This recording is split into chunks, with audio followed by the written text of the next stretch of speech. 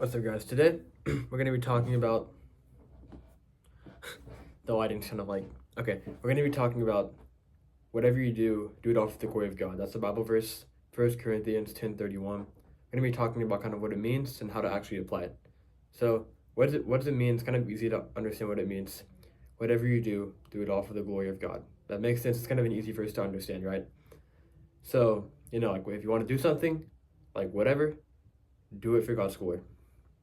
Well, that's not the full part of the verse. I think the first part is whether you eat or drink or whatever you do, do it all for the glory of God. But the part I'm saying is like half of it. So for example, well, never mind. Well, you kind of know what this verse means already. I'm assuming, doing everything for the glory of God. But you're probably thinking, okay, how do I do this? How do I apply that? So let's look at the second half of the verse. Whatever you do, so whatever, everything, do it all, do it for the glory of God. Do it for God's glory, right? So how can you do that? I'll kind of show you what I do.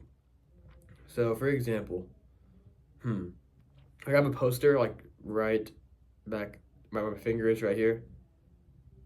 Right there. There's me snowboarding on that picture. And then right there's me.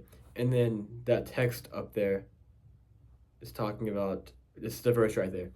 So in snowboarding, how do you snowboarding for the glory of God? Well, what you can do is, what I did is you can evangelize. This is for me an example. You can evangelize while you're on the lift or while you're snowboarding. So that's like one way.